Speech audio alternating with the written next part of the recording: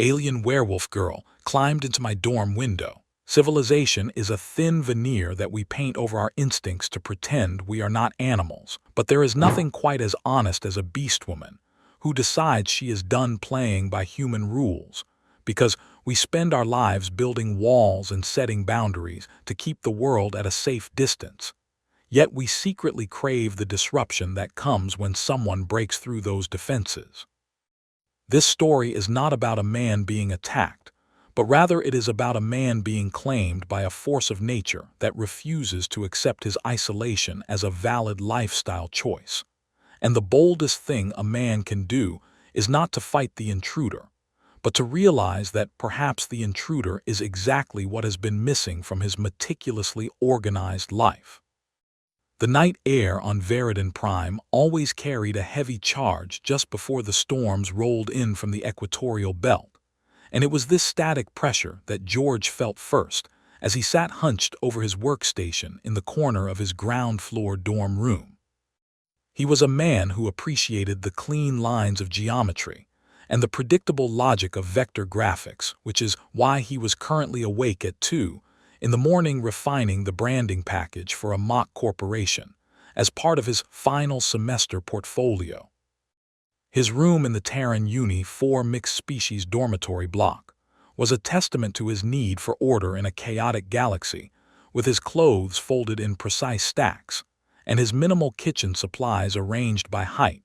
Yet there was one flaw in his fortress of solitude, which was the window he had cracked open exactly 6 inches to combat the stifling heat of the building's failing climate control system. George rubbed his eyes and leaned back in his ergonomic chair, listening to the distant sounds of the campus nightlife, which usually consisted of the roar of shuttle engines or the chittering of insectoid students returning from late-night study sessions. But tonight the sounds were different and far closer than he would have liked. He heard the scrape of keratin against the synthetic brickwork of the outer wall, and it was a sound distinct enough to trigger the primitive alarm bells in his hindbrain, because humans might be evolved, but we have never forgotten the sound of a predator finding purchase on the rocks near our caves.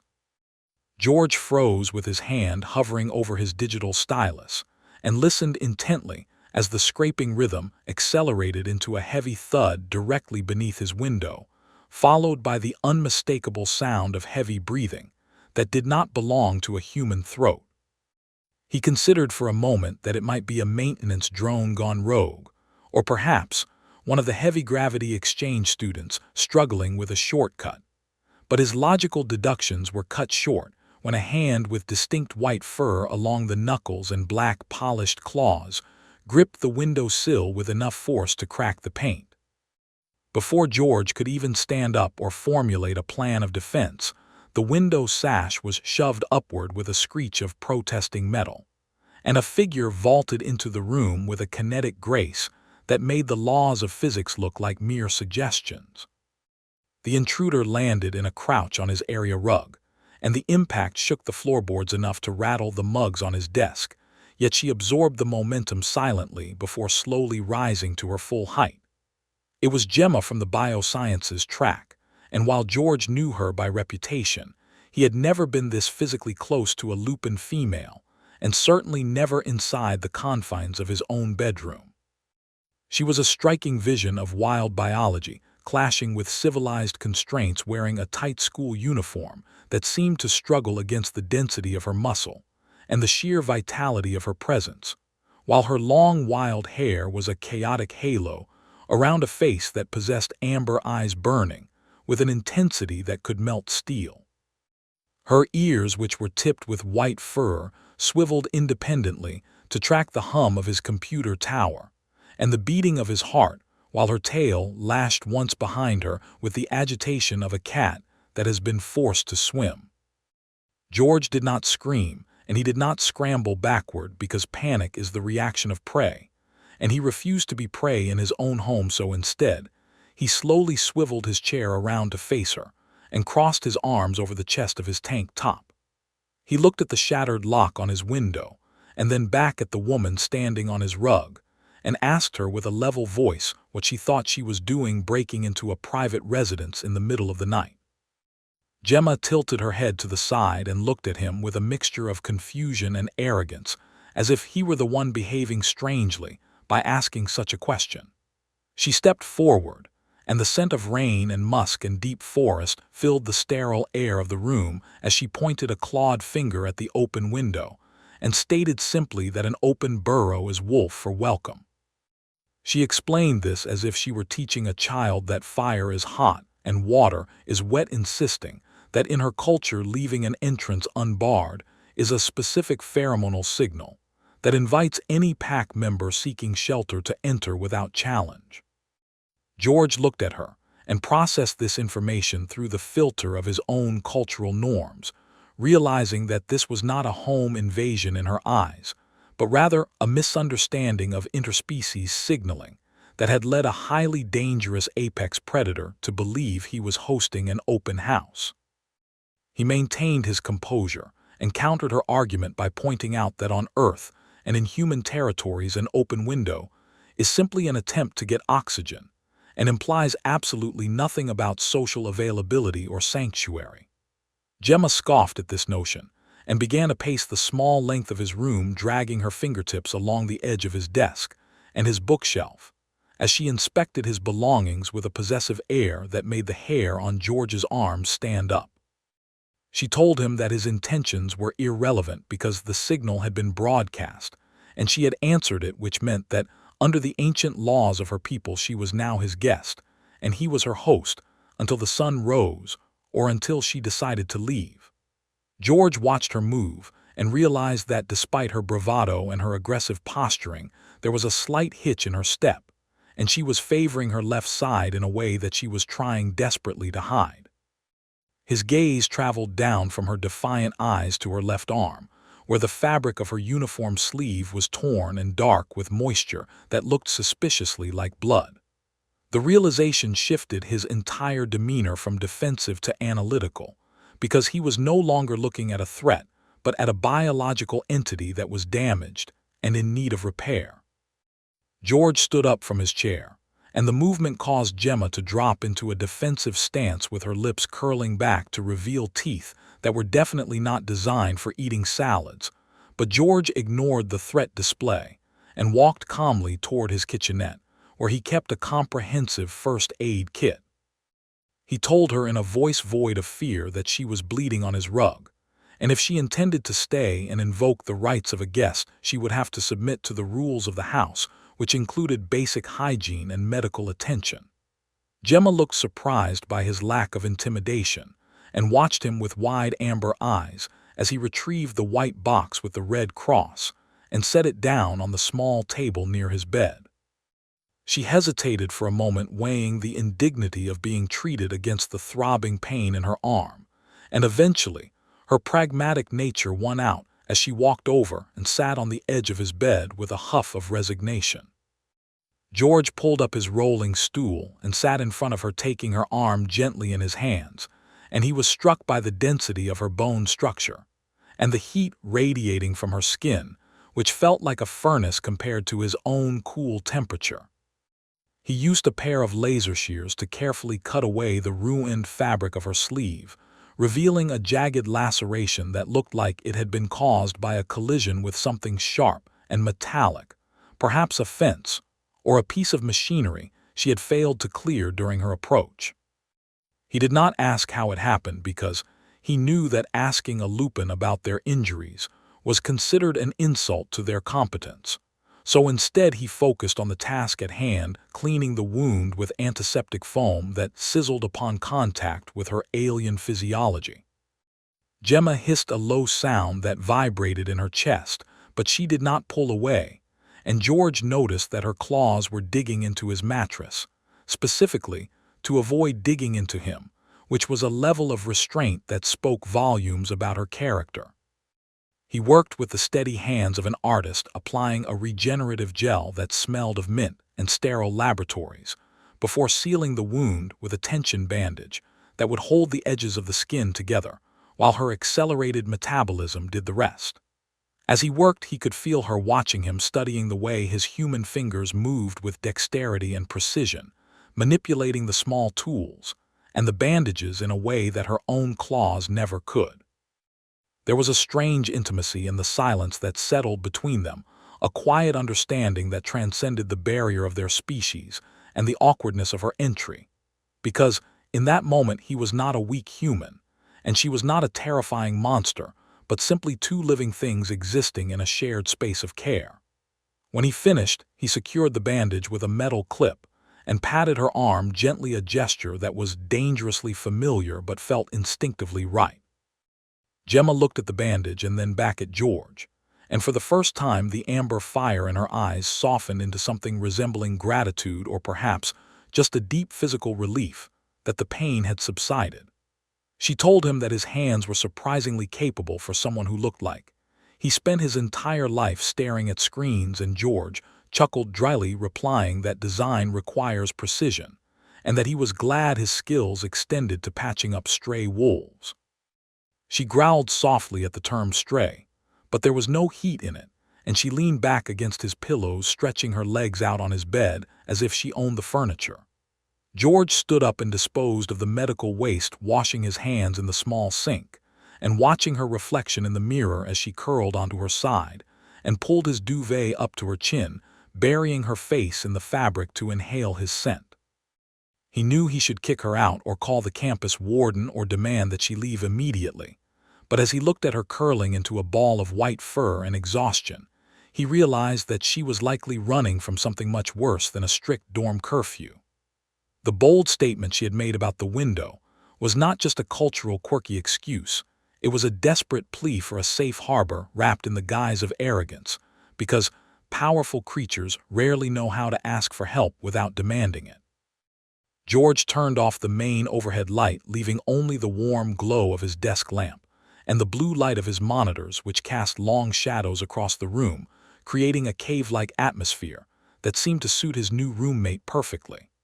He returned to his chair and sat down, spinning back to face his screens, but he found that his focus on vector lines and corporate branding had completely evaporated, replaced by a hyper-awareness of the rhythmic breathing coming from the bed behind him.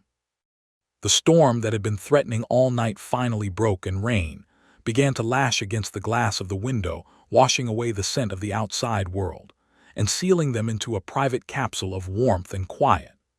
George realized that his life had just become significantly more complicated and potentially dangerous, but as he listened to the soft sounds of Gemma settling into sleep, he felt a strange sense of purpose that had been missing from his solitary existence. He was no longer just a student drifting through the university system. He was now a guardian of a threshold and a keeper of a secret that was currently snoring softly in his bed. He picked up his stylus and began to sketch not a logo or a layout, but the curve of a lupin ear and the sharp, intelligent angle of an eye, realizing that his muse had literally crashed through his window and challenged him to see the world differently. He thought about the concept of boundaries and how easily they are shattered when necessity dictates action, and he wondered what other rules of his life were waiting to be broken by the woman sleeping a few feet away. The fear he had initially felt had transmuted into a simmering curiosity and a protective instinct that surprised him with its intensity, because he found himself checking the lock on his door to ensure that no one else could get in rather than worrying about how to get her out.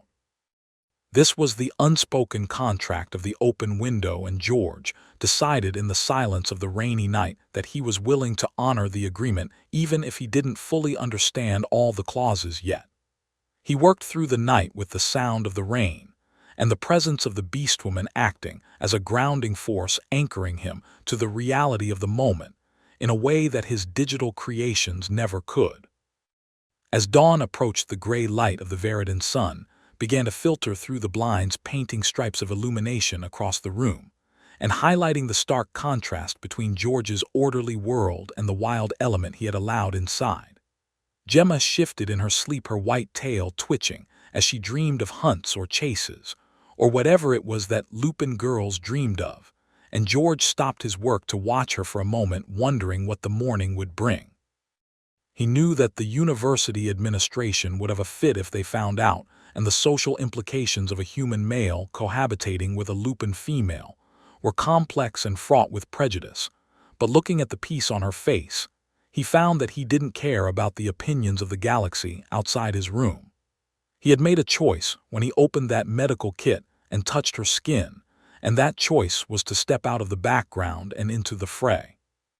He stood up and stretched his stiff back, walking over to the window that started it all and looking out at the wet pavement of the campus courtyard below, where the early risers were beginning their daily routines, unaware of the drama that had unfolded just above their heads. George closed the window, gently engaging the locking mechanism, not to trap her in, but to signify that the sanctuary was now active and the invitation had been accepted and fulfilled. He turned back to the room and grabbed a spare blanket from his closet, draping it over his chair to create a makeshift bed for himself, because he was a gentleman, and he wasn't about to wake a sleeping wolf to demand his mattress back. As he settled into the chair and closed his eyes for a few hours of rest, he couldn't help but smile at the absurdity of the situation and the thrilling realization that for the first time in his life, he was part of a story that was unpredictable and real. The silence of the room was no longer empty, but filled with the potential energy of two different worlds colliding and finding a way to coexist in the small space between the desk and the bed. George knew that when she woke up, the real challenges would begin, and they would have to navigate the politics of breakfast and the rumors of the dorm. But for now, in the quiet safety of the pre-dawn hour, everything was simple. She had climbed in and he had let her stay, and in that exchange, something fundamental had shifted in the universe of his dorm room, creating a new center of gravity that revolved around the connection between a human designer and an alien werewolf girl. It was a bold statement indeed to claim that civilization is a veneer, but as George drifted off to sleep, he knew that the truest things in life are the ones that scratch at your window in the middle of the night and demand to be let in. The morning sun on Veridan Prime possesses a specific quality of harshness that cuts through even the thickest blast blinds, but for George, waking up in his ergonomic chair with a stiff neck and a mouth that tasted like recycled air, the light was the least of his concerns, because the immediate sensory shift in his room was the first thing to register in his waking mind. His dormitory usually smelled of static electricity and mild citrus cleaning solvent, but today the air was heavy with the scent of wild ozone and deep musk mixed with the faint metallic tang of the dried blood he had cleaned up hours before. He blinked his eyes open and remained perfectly still, which was a habit born of living in a multi-species environment where sudden movements could be misinterpreted.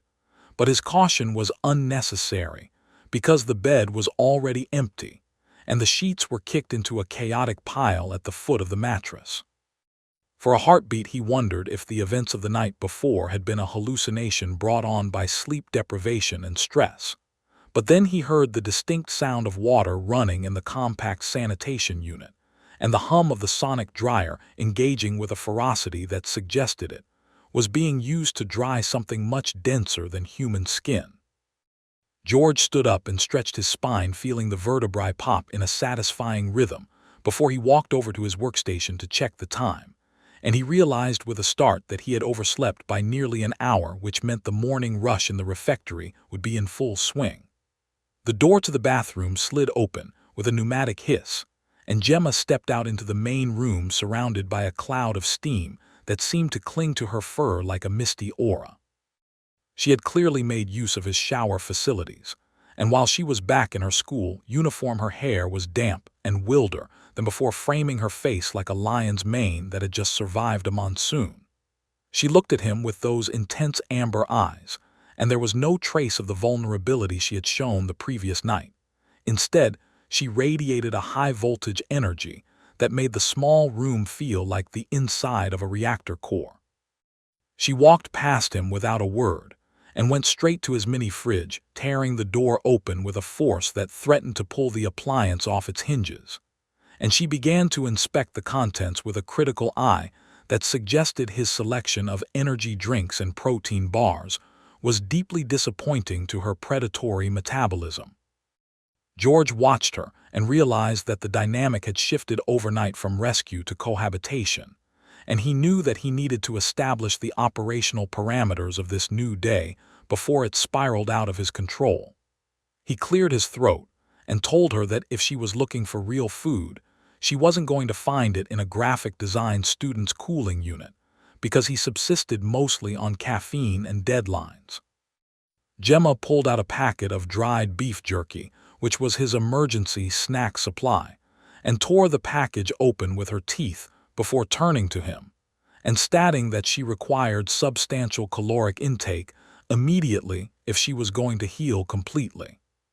She chewed with a rhythmic efficiency that was both terrifying and mesmerizing, and George realized that he could not keep her hidden in this room forever, especially if she was hungry, because a hungry Lupin was a liability to everyone in the vicinity. He walked over to his desk and sat down, waking his computer screens with a touch of his hand, and he began to pull up the university's guest access protocols, because he knew that walking her into the dining hall without proper clearance would trigger an administrative alert that he did not want to deal with. Gemma leaned against the edge of his desk, watching his fingers fly across the holographic keyboard, and she asked him what he was doing with a tone of genuine curiosity that replaced her earlier demand for food. He explained that he was fabricating a temporary guest pass for her designated as a visiting cultural exchange liaison, which would allow her to move through the human dorm block and the dining facilities without the security drones flagging her as an intruder. George worked with the focused intensity of a master forger, manipulating the digital signatures and the vector layers of the ID badge until it looked indistinguishable from the official university credentials. He uploaded a scan of her retinal pattern, which he managed to capture by having her look into the webcam for a split second, and within 3 minutes, he had a fully authorized digital pass queued up on his localized server. He transferred the code to a blank smart card he kept in his drawer and handed it to her with a look of professional satisfaction that seemed to impress her far more than any physical feat of strength could have. She took the card and turned it over in her clawed hands, looking at the holographic seal, and then back at him with a smirk that showed off the sharp points of her canines, telling him that for a hairless ape, he was surprisingly useful in a bureaucratic pinch. They left the room together, and the moment they stepped into the corridor, the atmosphere changed from domestic intimacy to public scrutiny, because the hallways of District 4 were teeming with students rushing to their morning classes. The presence of a Lupin female in the human block was a rare sight, and the presence of a Lupin female walking shoulder to shoulder with the quiet guy from room 104 was an event that caused heads to turn and conversations to cease mid-sentence. George felt the weight of the stares pressing in on them, but he kept his posture straight and his expression neutral, refusing to show any sign of nervousness, because he knew that Gemma would sense his anxiety and interpret it as weakness. She walked with a predatory gait that claimed the center of the hallway, forcing other students to part around them like water around the bow of a ship.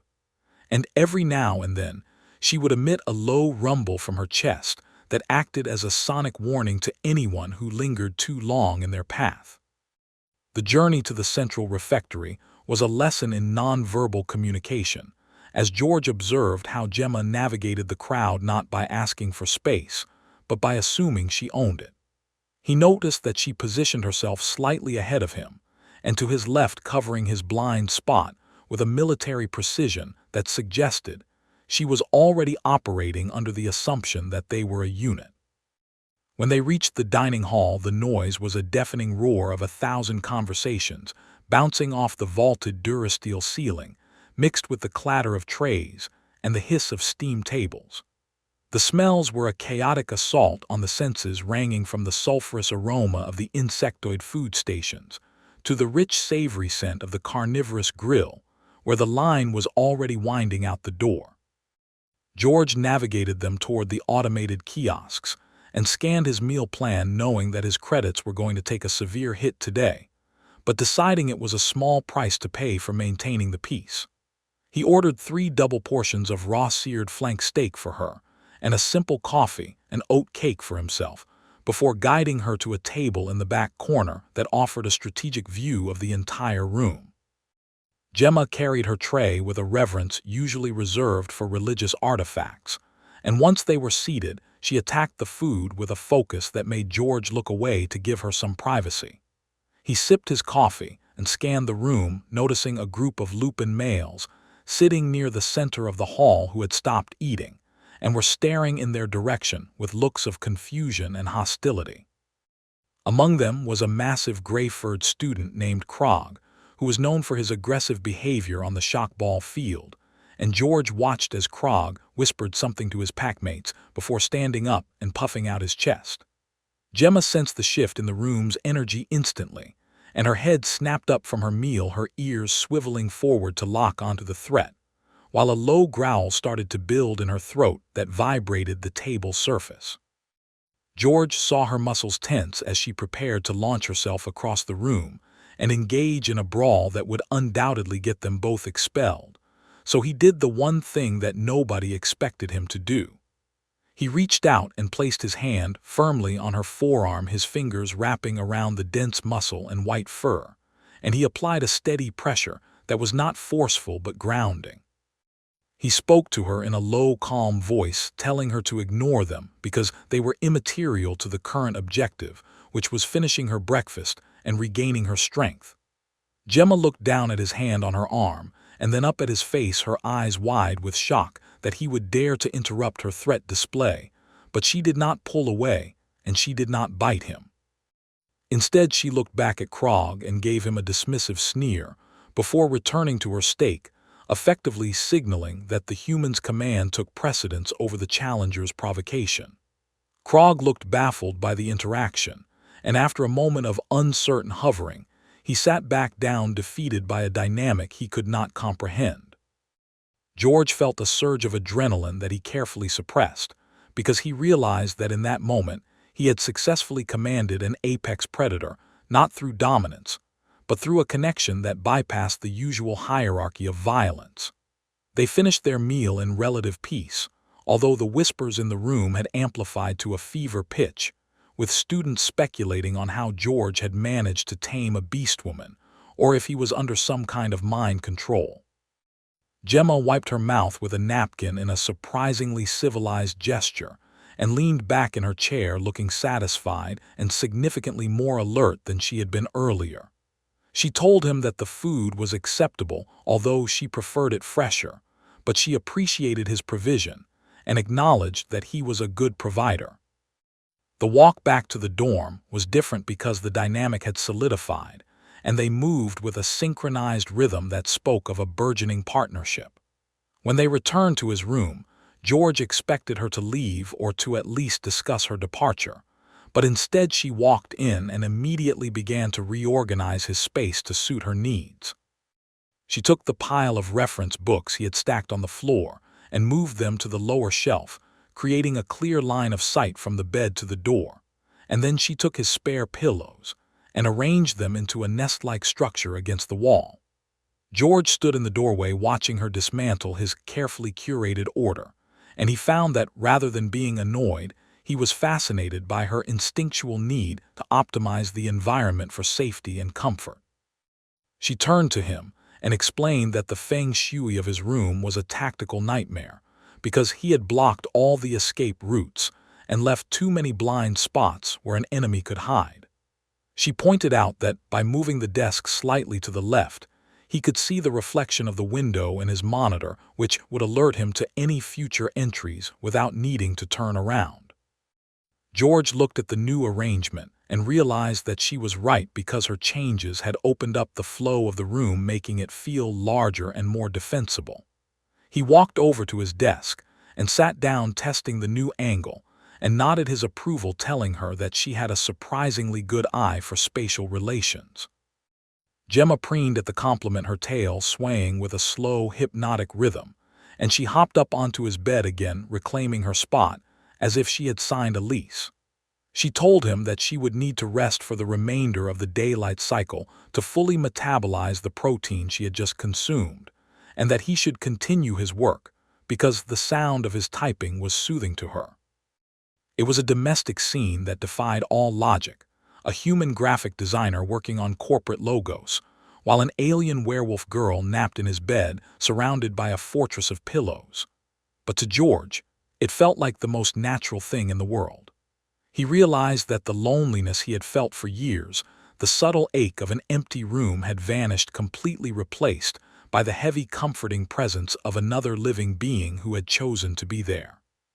He worked through the afternoon with a productivity he hadn't experienced in months, fueled by the silent pressure of being watched and the subconscious need to prove his competence to the creature sharing his space.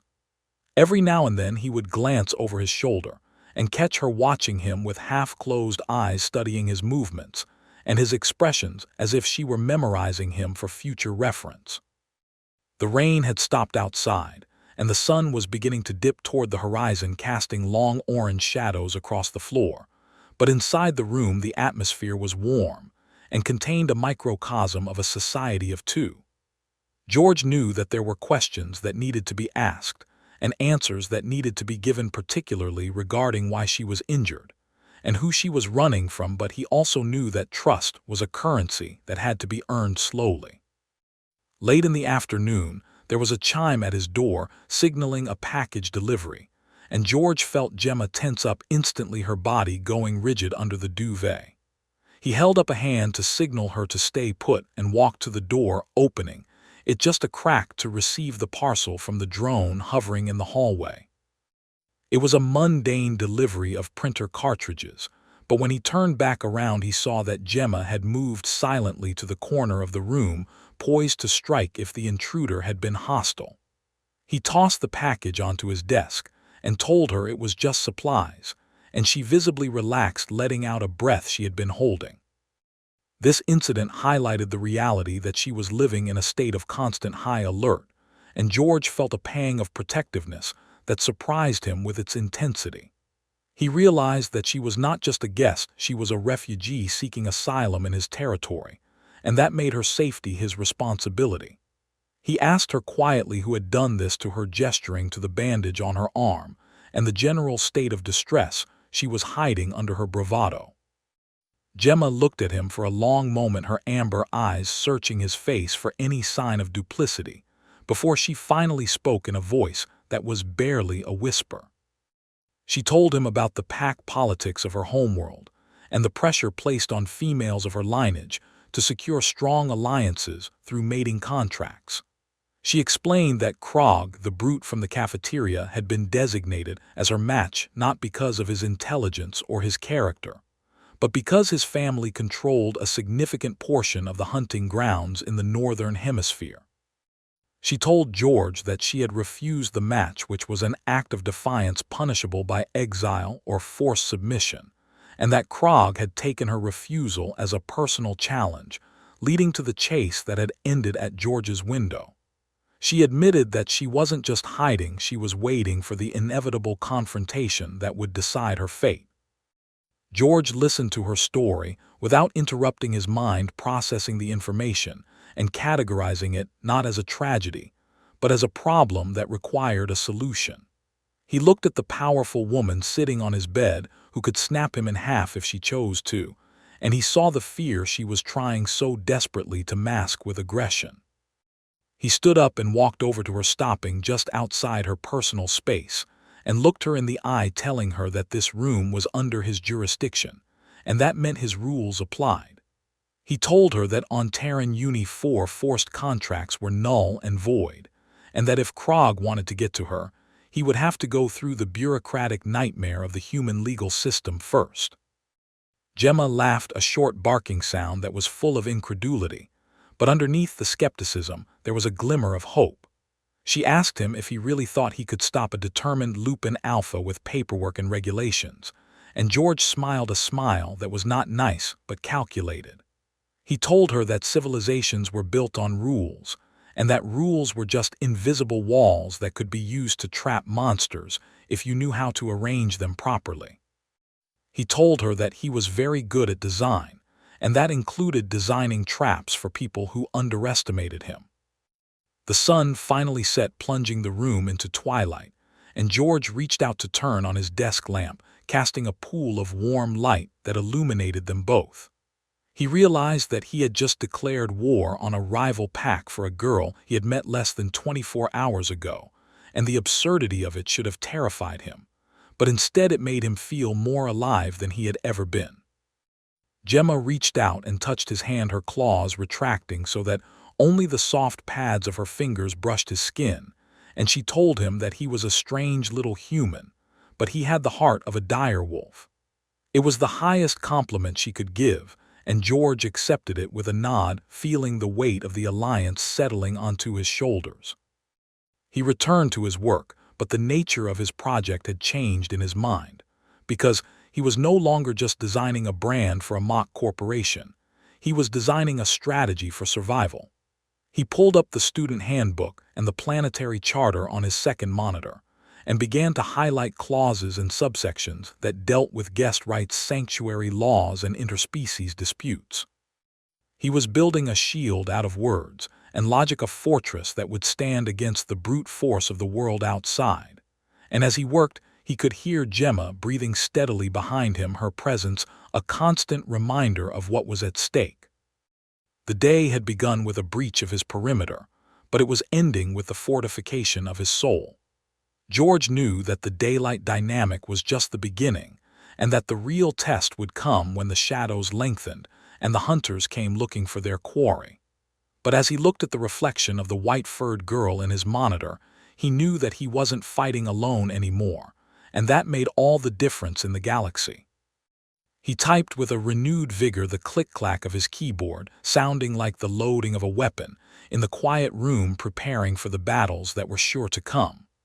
The window was locked, but the door to his life had been blown wide open, and George was ready to step through it and see where the path led. The data streams on George's monitors had blurred into a cascading waterfall of legalese and bureaucratic loopholes. By the time the sun fully breached the horizon of Veridan Prime, casting a pale and unforgiving light across the cluttered surface of his desk. He had spent the entire night constructing a defense strategy that relied not on plasma bolts or kinetic shields, but on the terrifying density of the university's code of conduct and the planetary charter's obscure clauses regarding guest rights. Beside him, the rhythmic breathing of the white-furred girl in his bed had served as a metronome for his work, a constant reminder that the stakes were living and breathing, and currently dreaming of violence. George rubbed his eyes, which felt as though they were filled with sand, and saved the file to his personal cloud drive, before transferring a localized copy to the holographic projector embedded in his wristcom.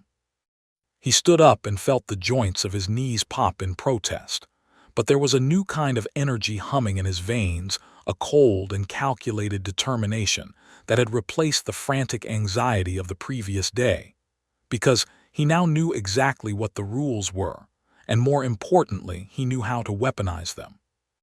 Gemma stirred at the sound of his movement and sat up with a speed that was unsettling, instantly awake and alert, with her ears swiveling toward the door before her eyes even focused on him.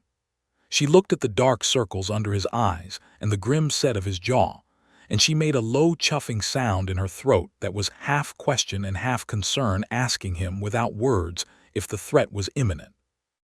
George turned to her and told her that they could not hide in the room forever, because sooner or later she would need to attend her bioscience labs, and he had a critique session for his portfolio that he could not miss. He explained that hiding would only signal weakness to Krog and his pack, and that the only way to survive a predator was to stand your ground and look bigger than you actually are. Gemma slid off the bed and smoothed down her skirt, looking at him with a mixture of skepticism and curiosity, because she had never seen a human male willingly walk into a confrontation with a Lupin Alpha. She asked him if he had a death wish or if he had simply lost his mind from sleep deprivation, but George just picked up his messenger bag and slung it over his shoulder, checking the charge on his projector one last time. He told her that he didn't intend to fight Krog with his fists, because that would be suicide, but he had no intention of letting a bully dictate the terms of his existence either. They left the room together, and the moment the door hissed shut behind them, the atmosphere in the hallway felt heavier, as if the air pressure had dropped in anticipation of a storm. They walked toward the main exit of the dormitory block, and George noticed that Gemma was walking closer to him than before, her shoulder brushing against his arm, with every step a tactile confirmation that they were moving as a unified front.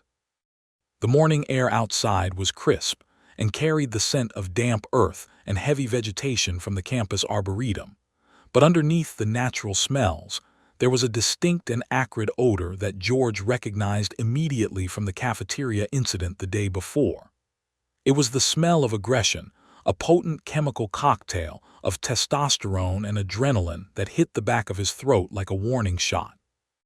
He didn't need to look at Gemma to know that she smelled it too, because her posture had shifted from casual to combat-ready, her muscles coiling beneath her skin and her claws extending just enough to catch the light. They stepped out into the main quadrangle, a vast open space, paved with hexagonal stones, and surrounded by the towering glass structures of the academic buildings, which were currently reflecting the morning sun in blinding sheets of light.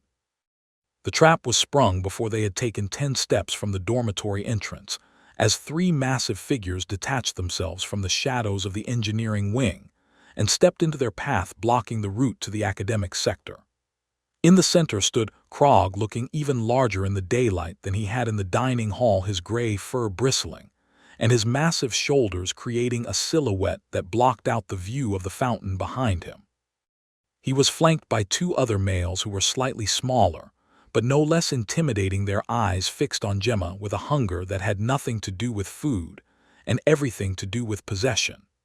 The students who had been walking through the quad froze and began to scatter, clearing a wide circle around the confrontation, because on Veridon Prime everyone knew that when the Lupins started posturing, it was best to be somewhere else. Krog did not even look at George, initially treating him as if he were a piece of luggage or a stray pet that Gemma had picked up on her travels. His gaze focused entirely on her, with a sneer of entitlement curling his black lips.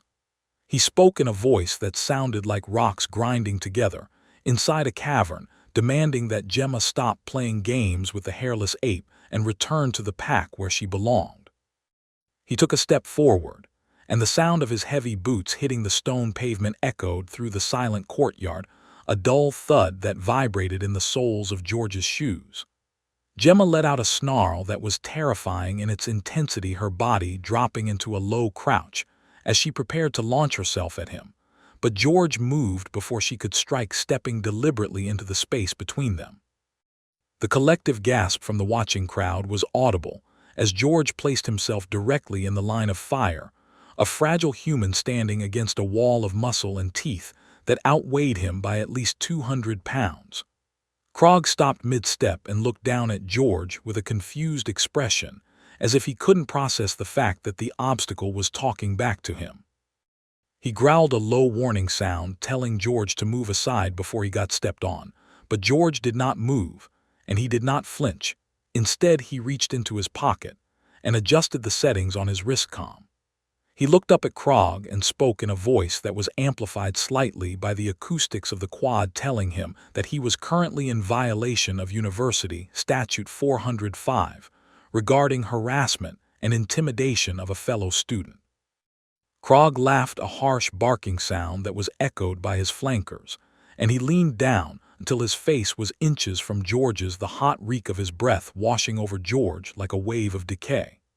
He asked George if he thought a piece of paper was going to stop him from taking what was his, and he raised a massive hand with claws the size of steak knives, preparing to swipe George aside like a nuisance insect. Gemma screamed George's name and lunged forward, but George held up his hand in a stop gesture, not at Krog, but at her, commanding her to hold her position. In the same motion, he activated his wrist projector, and the air between him and Krog suddenly shimmered and solidified into a high-definition holographic wall. It was not a shield, but a document, specifically a 3-dimensional rendering of a restraining order, and a formal expulsion notice that George had designed the night before, complete with the university seal spinning in gold wireframe. The hologram was massive, expanding to fill the space between them, and glowing with a harsh red warning light that bathed Krog's face in crimson. George swiped his hand through the air, manipulating the interface like a conductor leading an orchestra, and the document expanded to show video footage from the cafeteria, the previous day, highlighting Krog's aggression with biometric overlays that analyzed his threat levels. George spoke again, his voice calm and cold, cutting through the tension like a scalpel, explaining that this data was currently being streamed to the Dean of Discipline's cloud server, and that any further physical aggression would result in immediate biometric lockout from all campus facilities. Krog recoiled from the glowing red light, his primitive instincts confused by the sudden appearance of the intangible barrier, and he swiped at the hologram, his claws passing harmlessly through the light. George took a step forward, pushing the hologram toward Krog, forcing the massive wolf to step back or have his face obscured by the spinning seal of the university. George continued his verbal assault, explaining that expulsion meant the revocation of his student visa, which meant immediate deportation back to his homeworld, where he would return not as a graduate, but as a failure who couldn't even navigate a simple human university. He asked Krog directly if his family would be proud of a son who was defeated by a graphic design student and a standard code of conduct manual. The mention of his family and the shame of deportation struck a nerve that physical violence never could, and Krog's ears flattened against his skull in a sign of submission and uncertainty. He looked around at the crowd of students who were now recording the encounter on their datapads, and he realized that he wasn't winning a fight, he was losing face on a planetary scale. The two males flanking him sensed the shift in momentum and exchanged nervous glances, their aggression faltering as they realized their leader was being outmaneuvered by a human who hadn't even raised his voice. George pressed the advantage, expanding the hologram until it surrounded Krog with a cage of scrolling text listing every rule he had broken in the last 5 minutes and the corresponding penalties.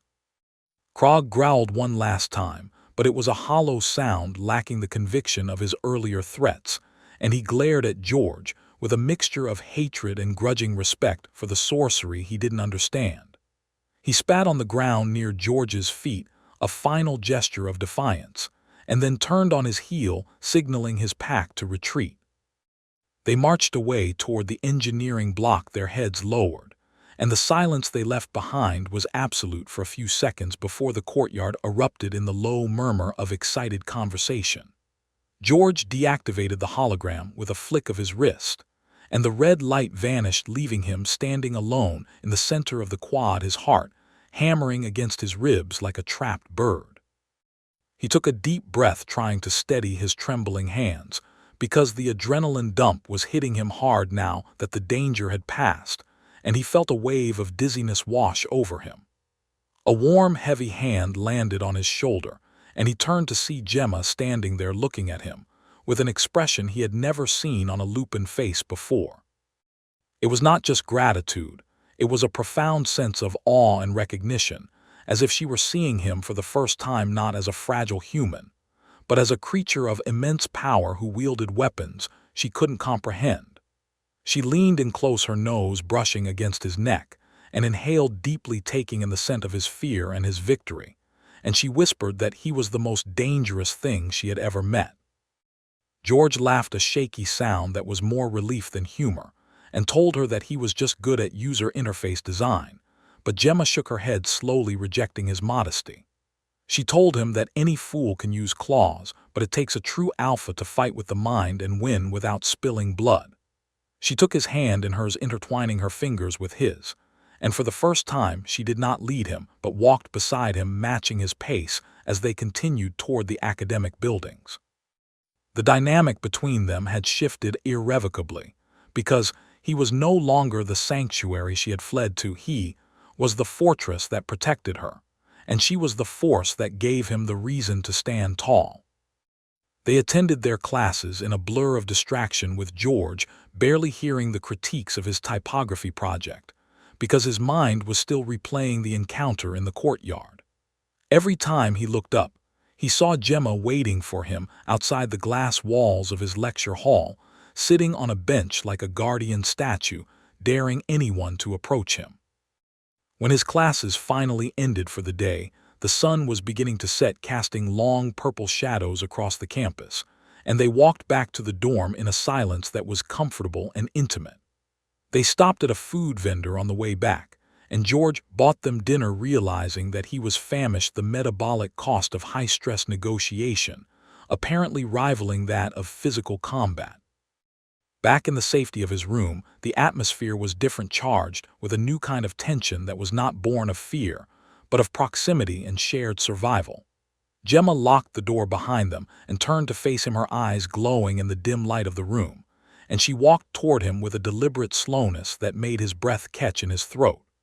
She pushed him gently until he was sitting on the edge of the bed, and she stood between his knees, looking down at him with a fierce possessiveness. She reached out and touched his face, tracing the line of his jaw with a claw that was retracted just enough to be gentle, and she told him that today he had acted like Pac. George looked up at her and realized that the word meant far more to her than it did to him, implying a bond that went deeper than friendship or romance, a connection that was rooted in blood and loyalty.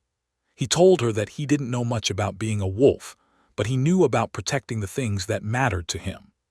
Gemma smiled, a slow predator's smile that was terrifyingly beautiful, and she leaned down, pressing her forehead against his in a gesture of absolute trust.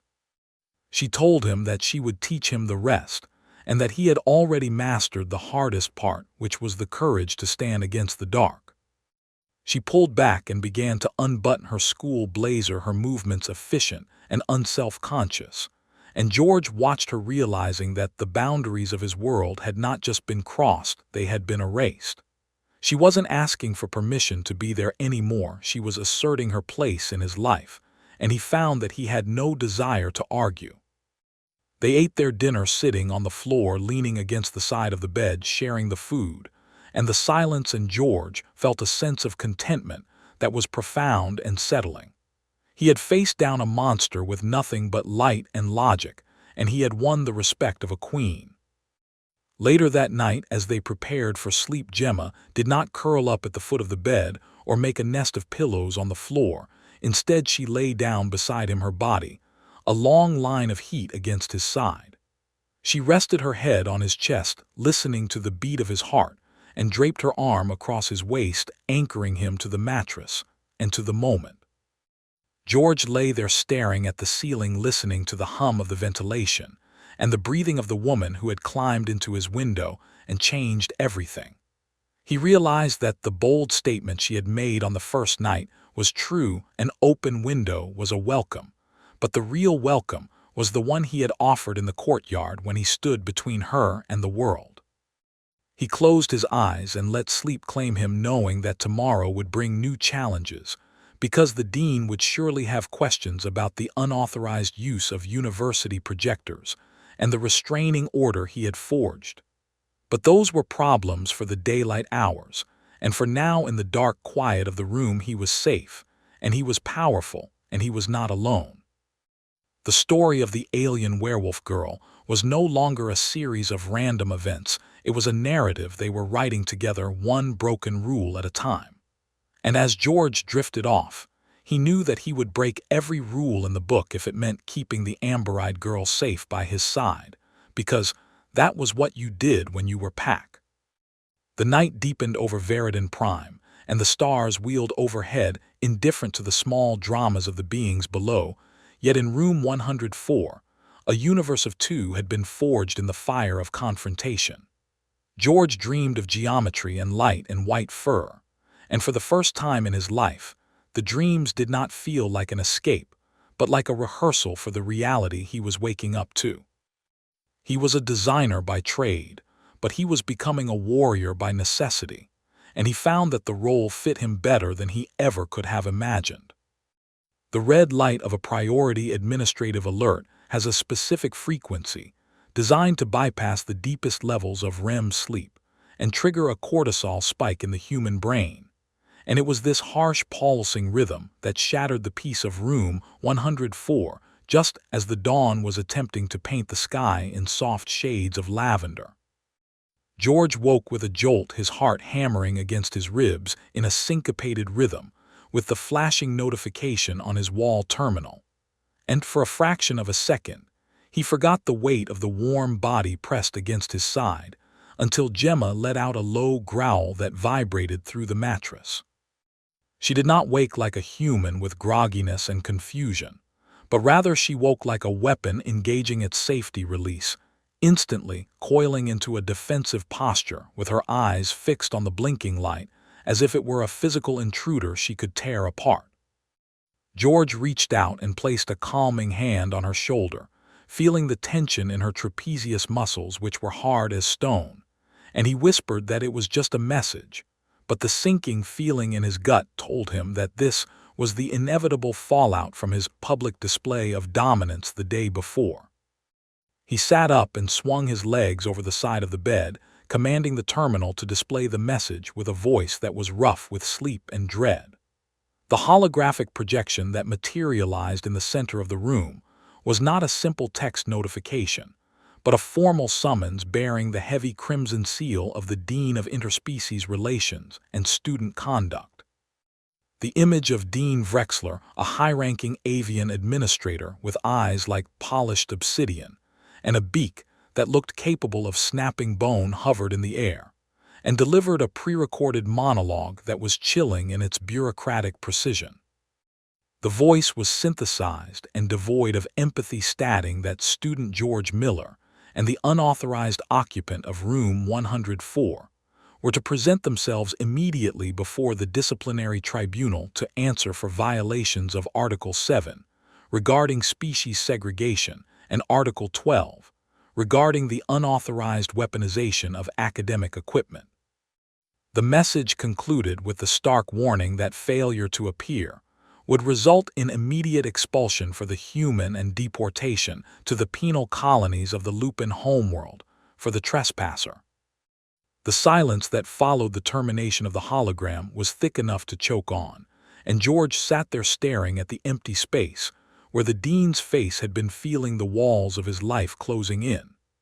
Gemma made a sound that was half whine and half snarl, and she scrambled off the bed to begin packing the small room, her claws clicking rhythmically against the floor tiles.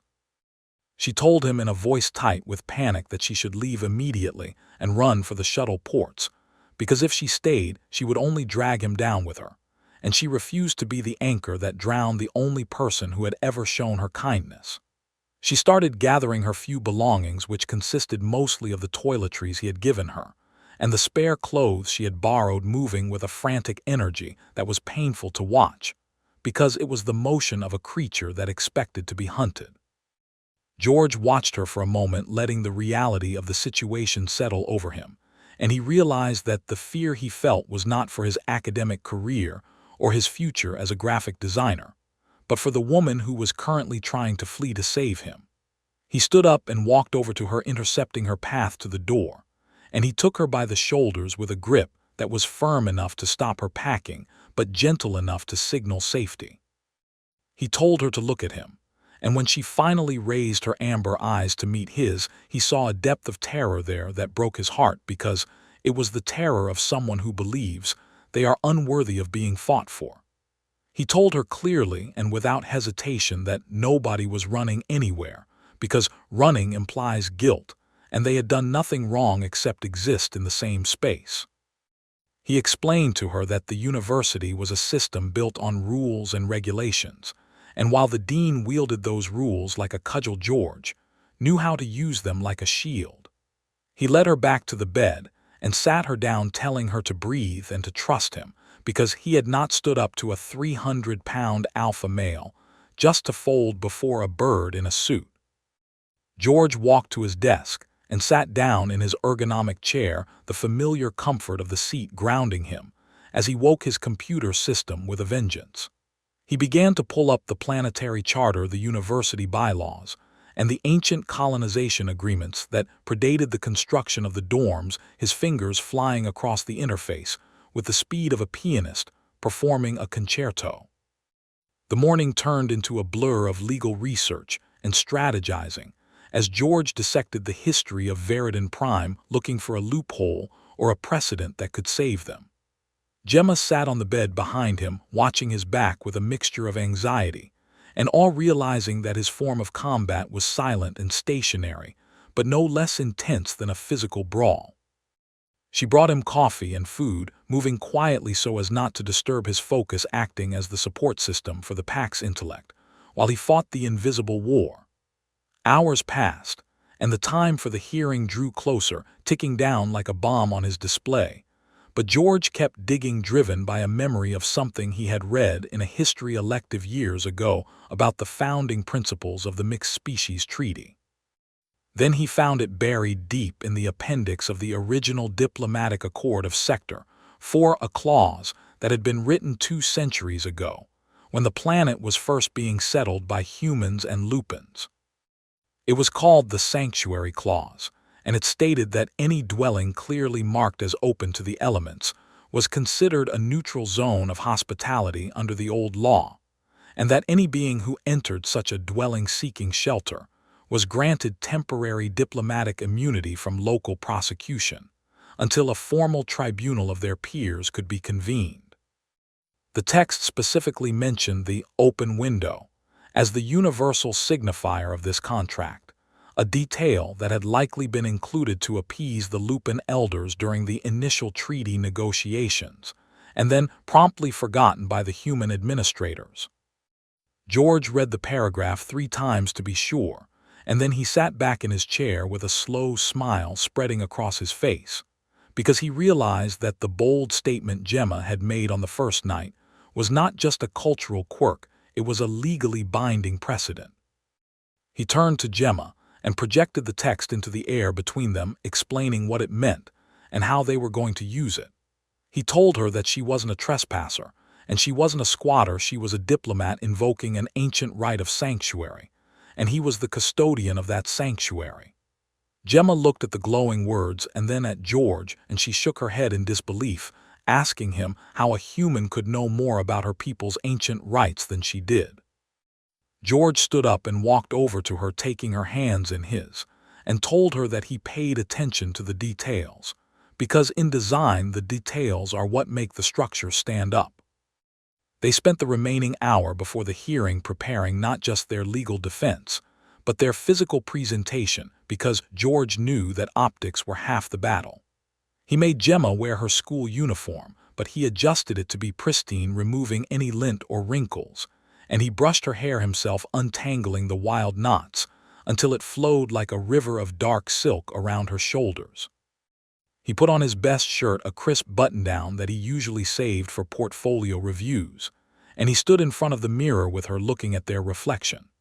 They looked like a striking pair, the tall, muscular beast woman and the focused, intellectual human, standing side by side like unmatched puzzle pieces that somehow locked together perfectly to form a complete picture. The walk to the administration spire was the longest journey of George's life, as they traversed the campus under the midday sun, feeling the eyes of the student body on them. Word of the summons had spread, and the students who had witnessed the confrontation with Krog were now watching the sequel unfold, whispering rumors about the human who had challenged the hierarchy. George held his head high and kept his pace steady, clutching his datapad like a weapon, while Gemma walked beside him with her head up, radiating a cold dignity that dared anyone to comment. They reached the massive double doors of the tribunal chamber, and George stopped for a moment to look at her, asking if she was ready to rewrite the rules. She looked at him, and for the first time since the summons arrived, the fear was gone from her eyes, replaced by a fierce determination, and she told him that she would follow him into the fire if that was where he led. George pushed the doors open, and they stepped into the cool, sterile air of the hearing room. The chamber was a semicircular amphitheater, designed to intimidate, with the tribunal members seated on a raised dais looking down at the accused. Dean Vrexler sat in the center, flanked by a human representative from the legal department and a Lupin elder who looked ancient and bored. The dean wasted no time in launching into his accusation, his voice echoing off the metallic walls as he listed the charges with a relish that suggested he enjoyed crushing students. He spoke of the sanctity of the dorms, the danger of interspecies mixing, and the flagrant disregard for safety protocols that George had exhibited. He called Gemma a feral element and a danger to the student body, painting a picture of a savage beast that had invaded a civilized space. George stood silently listening to the barrage of insults and legal threats, feeling Gemma tensing beside him, her claws digging into her palms to keep from reacting. When the dean finally finished his tirade and asked if the accused had anything to say in their defense, expecting a plea for mercy or a stuttered apology, George stepped forward and placed his datapad on the podium. He connected it to the room's central projector, and the air above them filled with the text of the sanctuary clause glowing in undeniable high definition. George spoke clearly, his voice steady, and projecting to the back of the room, stating that the dean's entire argument was based on a fundamental misunderstanding of planetary law. He explained that Gemma had not broken in, but had entered a designated sanctuary zone, marked by the open window, in accordance with the diplomatic accord of Sector 4. He walked the tribunal through the history of the clause, explaining that by attempting to expel her, the university would be violating a foundational treaty, which could result in the revocation of the university's charter to operate on Lupin soil. The room went deadly silent as the implications of his argument sank in. The human legal representative looked frantically at her own screen, verifying the citation, while the Lupin elder sat up straighter, his boredom vanishing as he looked at George with a sudden sharp interest. Dean Vrexler sputtered, trying to dismiss the argument as archaic nonsense, but George cut him off with a calmness that bordered on arrogance. He told the dean that just because a law is old does not mean it is invalid, and that the university of all places should respect the history it was built upon. He then pivoted his argument to the emotional core of the issue, stating that the cohabitation rules were designed to prevent conflict, but in this case, they were preventing peace. He pointed to Gemma and described not a savage intruder, but a student who had sought safety from harassment and found it in the unlikeliest of places. He argued that their partnership was the ultimate success of the university's mission to foster interspecies understanding, and that punishing them would be an admission that the system was broken. The Lupin elder leaned forward and spoke for the first time, his voice a deep rumble that vibrated the floorboards, asking George if he truly understood the weight of the sanctuary clause. He explained that by invoking it, George was not just offering a room, but was legally binding himself as the kith-kin or guardian of the one he sheltered, accepting full responsibility for her actions and her debts. He asked George if he was willing to stake his life and his honor on a female he had known for only a few days.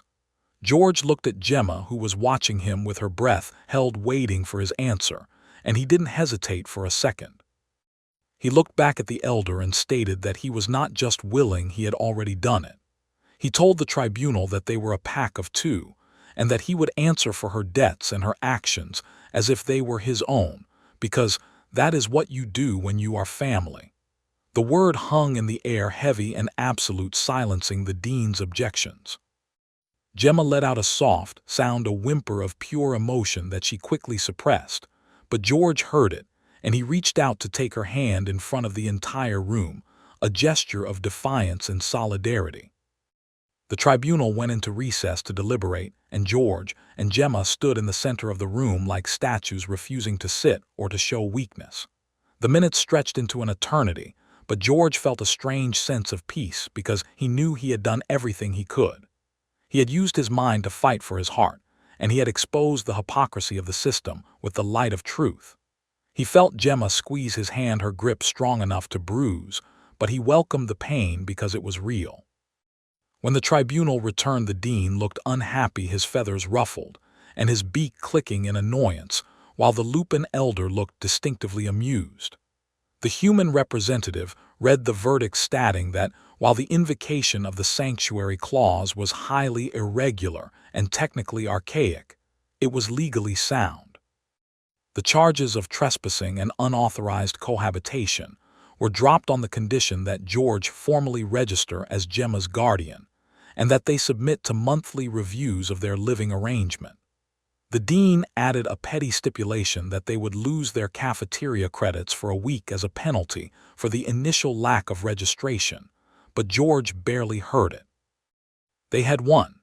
They walked out of the hearing room not as a student and a trespasser, but as a legally recognized unit of pair that had fought the world and forced it to rewrite its own rules to accommodate them. The hallway outside seemed brighter, the air easier to breathe, and when the heavy doors closed behind them, Gemma turned to him and grabbed him by the lapels of his shirt, pulling him down for a fierce embrace that knocked the wind out of him. She buried her face in his neck, and he could feel the wetness of tears against his skin, tears that she would never have shed inside the chamber. She whispered into his ear that he was crazy and brilliant, and that she belonged to him, now not because of a law but because he was the only one who had ever stood between her and the abyss. George held her tight, feeling the strength of her body against his and the frantic beating of her heart, and he realized that the victory wasn't in the legal ruling, but in this moment of shared relief. He had started the week as a solitary designer, worried about vector lines and kerning, and he was ending it as the guardian of a wolf who had just claimed his soul. They walked back to the dorm in a daze, the adrenaline crashing and leaving them exhausted but happy. The campus looked different to George, now less like a hostile environment and more like a landscape he had conquered. He knew that there would be challenges ahead, that Krog might not give up so easily, and that living with a Lupin would require adjustments he couldn't yet foresee. But as they entered room 104 and locked the door behind them, engaging the privacy field, George looked at the open window that had started it all. He walked over and placed his hand on the glass, looking out at the gathering twilight, and then he turned back to Gemma, who was watching him with a look of absolute devotion. He didn't close the blinds. He left the view open, a testament to the fact that he was no longer hiding from the universe. He was part of it now in a way he had never been before, and he was ready for whatever came next, because he knew that the most important design principle of all was that form follows function, and their function was to survive together. The days following the tribunal hearing possessed a surreal quality, as if the very atmosphere of Veridon Prime had shifted its barometric pressure to accommodate the new heavy gravity of George and Gemma's existence. They were no longer the scandalous rumor or the administrative headache, but rather they had become a fixture of the campus ecosystem, a strange binary star system around which the other students orbited with a mixture of caution and reverence. The walk to the dining hall was no longer a gauntlet of whispers and hostile stares, but a procession where the crowd parted instinctively, not out of fear of Gemma's claws, but out of respect for the invisible wall of legal and emotional armor that George had constructed around them. He noticed that the Lupin students who had previously sneered at him now dipped their chins slightly, as he passed, a subtle gesture of acknowledgement that signaled he was no longer viewed as prey, but as a valid participant in the complex game of interspecies politics.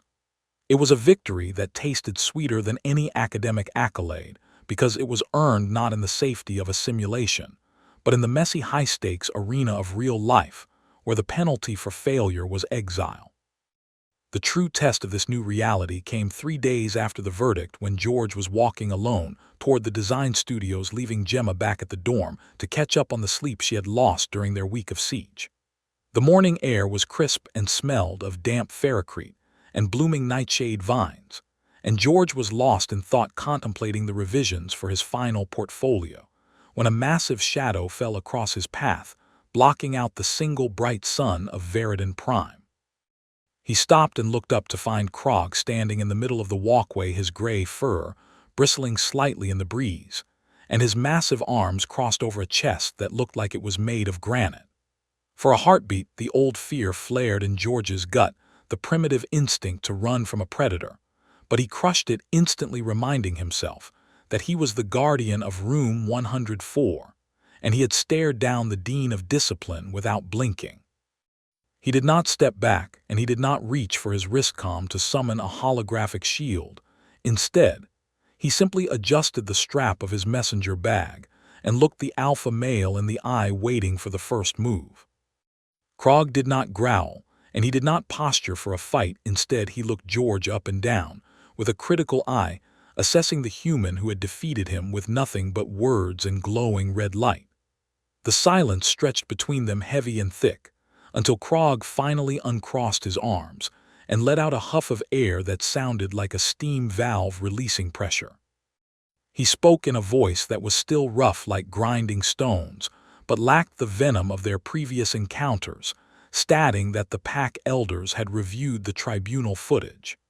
He told George that while his methods were unconventional and smelled of ink and bureaucracy, there was no denying the effectiveness of the territory claim. In the Lupin Code, results matter more than methods, and George had successfully defended his mate and his den against a superior force, which under the ancient laws made him worthy of the status he had claimed. George listened to this concession with a stoic expression, realizing that this was Krog's way of offering a peace treaty without actually apologizing, because alphas do not apologize. Krog reached into the pouch on his belt and pulled out a small jagged tooth, suspended on a leather cord, holding it out to George with a solemnity that bordered on religious. He explained that it was a token of recognition, a signal to the other packs that the dispute was settled, and that George was considered off-limits for casual challenges. George took the token, feeling the weight of the bone and the warmth of the creature's hand, and he nodded his thanks, understanding that this was not a gift of friendship, but a passport of safety for Gemma. Krog grunted once more, a final punctuation to the interaction, and then stepped aside, clearing the path for George to continue his walk to class, a gesture that said more than any speech ever could. When George returned to the dorm that evening, the sun was setting in a blaze of orange and purple, painting the sky with the colors of a bruised peach, and he felt a profound sense of coming home that he had never experienced before. He unlocked the door to room 104 and stepped inside, expecting to find Gemma studying or perhaps packing, but instead he found a scene of domestic tranquility that stopped him in his tracks. The room had been transformed again, but this time it wasn't a fortress or a bunker, it was a home. Gemma had gone out and used her own credits to buy soft throws and rugs in deep earth tones, covering the sterile university furniture with textures that invited touch and relaxation. She had arranged his design awards on the shelf with a sense of pride, and she had even bought a small plant with bioluminescent leaves, placing it on the windowsill where it caught the fading light. She was sitting on the floor in the center of the new rug, surrounded by her biology textbooks, and she looked up when he entered, her face lighting up with a smile that reached her amber eyes and softened the sharp angles of her predator's features. She didn't say a word, but simply extended her hand toward him, palm up, and George walked over and took it, letting her pull him down until he was sitting beside her in the nest she had created. He showed her the tooth Krog had given him, and she took it in her hands, running her thumb over the jagged edge, with a reverence that told him exactly how important this small object was. She told him that he had done the impossible, he had turned an enemy into a neutral party, and in doing so he had secured their future on this planet. She leaned forward and kissed him, not with the desperate hunger of the first night or the fierce possessiveness of the tribunal, but with a slow, gentle pressure that spoke of a deep and abiding gratitude. The evening passed in a comfortable haze of shared existence as they worked side by side, George refining his holographic layouts and Gemma memorizing the cellular structures of native flora. There was no need for constant conversation, because the silence between them was no longer empty space, but a conductive medium that carried their mutual affection and trust. George realized that he had spent his entire life trying to design perfect systems, symmetrical and balanced and predictable, but true perfection was messy and wild, and came with claws and a tail. He looked at Gemma, watching the way the bioluminescent light from the plant reflected in her hair, and he knew that he would never be able to go back to the sterile solitude he had once prized. The chaos she brought was the fuel his creativity had been starving for, and the peace she offered was the anchor his soul had needed. Later that night, after the lights had been dimmed, and the campus outside had quieted down to a low murmur, they lay in bed together, the physical boundaries between them completely erased. Gemma was the big spoon, her arm draped over his chest, with a weight that was grounding her chin resting on the top of his head as she breathed in the scent of his shampoo. She asked him quietly in the darkness if he ever regretted opening the window that night, if he ever wished for his simple, boring life back. George laughed, a soft sound that vibrated in his chest, and told her that his life before her wasn't life, it was just waiting. He told her that a closed window is just a wall made of glass, but an open window is a question, and she was the only answer that had ever made sense. She tightened her hold on him, her claws retracting fully so that only her soft pads pressed against his skin, and she whispered that she had chosen his window not because it was open, but because she had smelled his loneliness from the street. She told him that lupins can smell emotional states like perfume, and his scent had been so clean and so sad that she knew he would not turn her away. It was a revelation that stunned George, the idea that his isolation had been a beacon calling out to the one person capable of shattering it. He realized that they had saved each other in equal measure. He had given her a sanctuary from the pack politics, and she had given him a sanctuary from his own solitude. As the night deepened, George felt Gemma's breathing slow into the rhythmic cadence of deep sleep, her body relaxing completely against his, the tension of the fugitive finally gone. He carefully extricated himself from her embrace, not to leave her, but to perform the final ritual of the night. He stood up and walked across the room, the floor cool against his bare feet, and approached the window that had started the entire saga.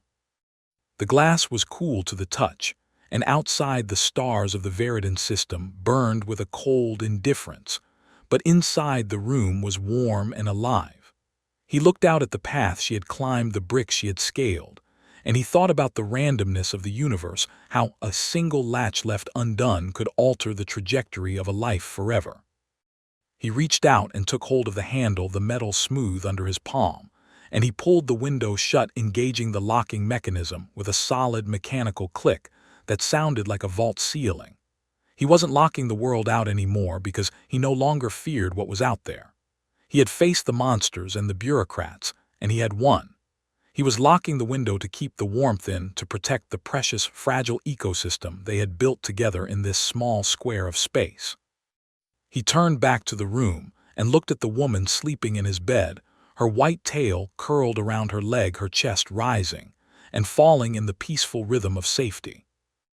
George walked back to the bed and climbed in, pulling the duvet up over them both, and settled back into her arms, which opened instinctively to receive him. He closed his eyes and listened to the beat of her heart, a strong, steady drum that drowned out the doubts and the fears of the past. He was George Miller, graphic design student and guardian of the pack, and for the first time in his life, he knew exactly where he belonged. The story of the alien werewolf girl who climbed into his dorm window was over, but the story of their life together was just beginning, a blank canvas waiting for them to design it together. And as he drifted off to sleep, surrounded by the scent of rain and wild musk, he knew that it was going to be a masterpiece. The final image in his mind before sleep took him was not of a logo or a vector file, but of the window latch secure, enclosed, a symbol not of imprisonment, but of a promise kept. The universe could rage and storm outside all it wanted, but in here, in room 104, the weather was perfect. The connection was absolute. The pack was complete. And that was the only truth that mattered as the single moon of Veridan Prime continued its slow, silent watch over the sleeping world.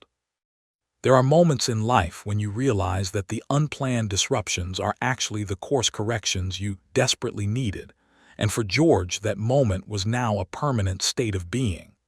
He understood that love isn't about finding someone who fits into your life perfectly. It is about finding someone who breaks your life open and helps you build a better one from the pieces. He drifted into dreams that were no longer gray and orderly, but vibrant, and full of amber light, knowing that when he woke up she would still be there. And that simple certainty was the greatest adventure of all. So ends the tale of the open window and the welcome wolf, a story that reminds us that sometimes the best defense is a little vulnerability, and the strongest walls are the ones we take down for the right person. Thank you for listening to this chronicle of Veridon Prime, and may you all find the courage to leave your own windows open just a crack, because you never know what kind of magic might be looking for a place to land. Sleep well, friends, and trust your instincts.